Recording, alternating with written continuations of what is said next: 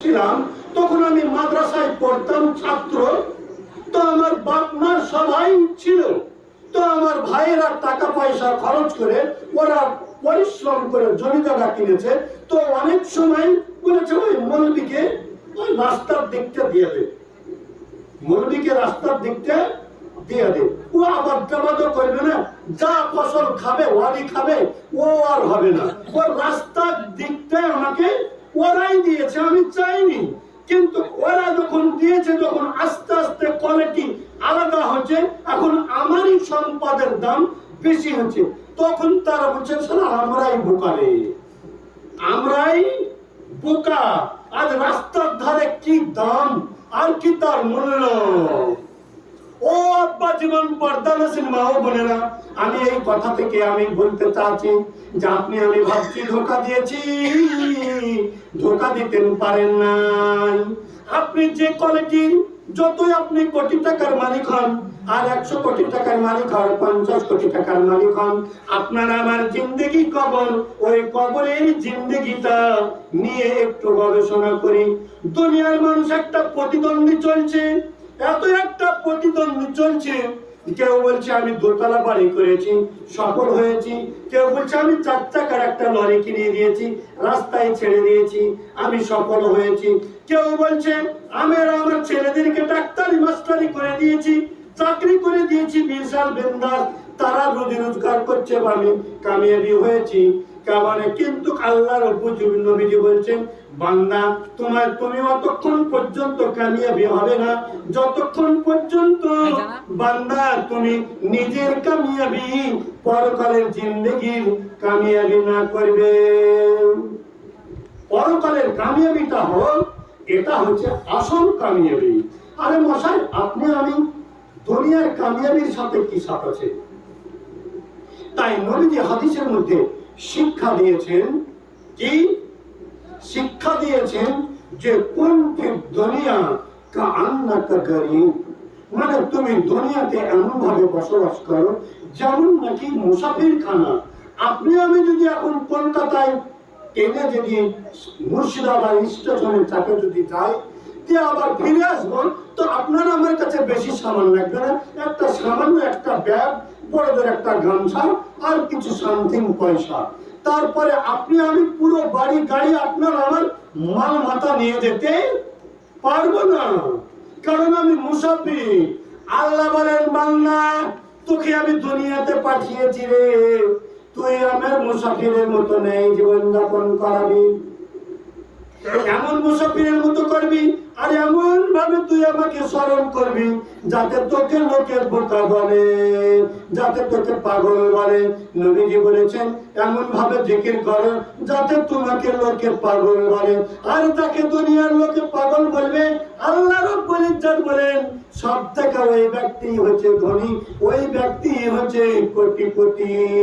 আল্লাহর নবীকে মুশরিকিন মক্কা, ইহুদি এবং নাসারারা তারা টাইটেল দিয়েছিল নবী হচ্ছে পাগল, নবী হচ্ছে পাগলা।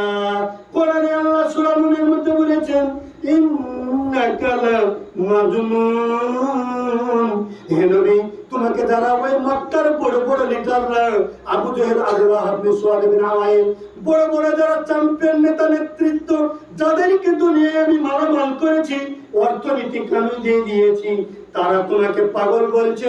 নবী ইন্নাকা লামাজনুন, নবী তুমি পাগল হবে না।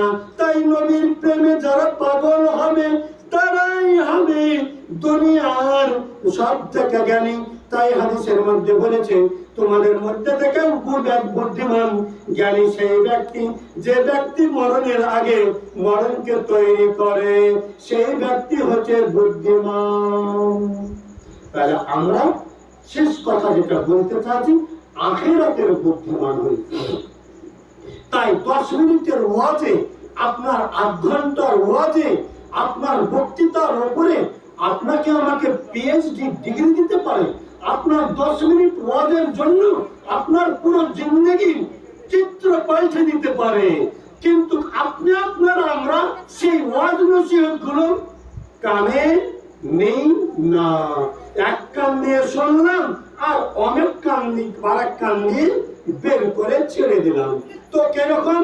তো বললো ওই আজকে গধিয়াতে ওই তো আন্টু মাস্টারের ভাইয়ের বাড়িতে একটা ওয়াজ বসে হতেছে, মৌলানা আলী হাসান সাহেব বলছে গধিয়া মাদ্রাসার শিক্ষক। তো শুনলাম, যদি ভালো লাগে তো বলে দারুণ হয়েছে রে, দারুণ বলার টেকনিক, প্রশংসা করলেন। কিন্তু ব্যক্তিগত জীবনে, বাস্তব জীবনে আমল হলো না, সাময়িক প্রশংসা করা হলো। কিন্তু যদি কানে নিয়ে যাই তাহলে আপনারও লাভ আর আমারও লাভ, প্রত্যেকেরই লাভ যদি কানে নিয়ে যাওয়া হয়। আর যদি কানে নিয়ে যাওয়ার পর যদি এখানেই ছেড়ে ছেড়া চলে গেলাম তাহলে কোনো লাভ হলো না, আপনারও লাভ হলো না। আমার সাময়িক বলার জন্য এটা সাময়িক নেকি হলো, এটা ঠিক। সেই জন্য আমি বলতে চাচ্ছি, আপনার আমার 10 মিনিট 8 ঘন্টার ওয়াজের উপরে আপনার আমার পুরো জিন্দেগির পরিবর্তন আনে দিতে পারে। কোরআনে আল্লাহ ওটাই বলেছেন। সূরা ইউসুফের মধ্যে 13 পারায় স্টার্টিং পয়েন্টে আল্লাহ বলে দিয়েছেন, ইন্নাল্লাহা লা ইউগাইরু কওমান হাত্তা ইউগাইরু মা বিআনফুসিকুম। আল্লাহ রাব্বুল ইজ্জত বলেন, ওই সমস্ত জাতি, ওই সমস্ত সম্প্রদায়, ওই সমস্ত কওমদেরকে আমি অতক্ষণ পর্যন্ত হেদায়েত দেই নাই যতক্ষণ পর্যন্ত তাদের নিজের পরিবর্তন নিজেকে না আনে, তাদেরকে আমি কোনো পরিবর্তন ঘটাই না। ও আব্বা জীবন পর্দা মনসির মা বোনেরা, সেই জন্য ওয়াজ নসিহত শোনার পর আপনি আমি একটু পরিবর্তনের আবহাওয়া নিয়েছি। পরকালের জিন্দেগিটা বানাই, আখিরাত মুখী বানাই, এটাই আপনার আমার জিন্দেগি। আপনি আমি যখন দুনিয়া নিয়ে যেতে পারবো না, তাহলে এত দুনিয়ার আকৃষ্ট হওয়ার কোনো দরকারও করে না। আপনার আমার তকদিরে ইলাহিতে, আপনার আমার ভাগ্যের বিধানে যেটা যতটুকু লেখা রয়েছে অতটুকুই থাকবে, তার বেশি পাবো না, তার কমও পাবো না। আল্লাহ রাব্বুল ইজ্জত বলে দিয়েছেন, বান্দা তুই দুনিয়াতে যারা বসবাস করলি, কেউ 60 বছর, কেউ 80 বছর, কেউ 100 বছর, বড়দের এখনকার যুগের মানুষের 110, তারপরে আর মানুষ আর থাকবে না। ওই 110 বছরের জিন্দেগিটা বান্দা যদি কতটুকু থাকলি, আল্লাহ রাব্বুল ইজ্জত বলে দিলেন, বান্দা তোর ওই 50 বছর বা তোর ওই 60 বছর বা 70 বছরের জিন্দেগিটা আমার আখিরাতের জিন্দেগির মোকাবেলায় সামান্য পরিমাণ, সাআতুন মানে সামান্য সময়। তাই কোরআনে বলেছে, ইন্নাস সাআতা কায়িমাতুন, আস-সাআতু লিস-সাআ। আপনার আমার যে দুনিয়ায় মানে বসবাস করছি, এটা 1 সেকেন্ডের নেই, এটা 1 সেকেন্ডের জিন্দেগি, এটা আপনার আমার প্রচুর জিন্দেগি নাই। নবীজি বলেছেন, অন্য আয়াতে রাব্বুল ইজ্জত বলে দিলেন যে আপনি আমি দুনিয়াতে আখিরাতের মোকাবেলায় 1000 বছরের সমতুল্য 1 সেকেন্ডের নেকি।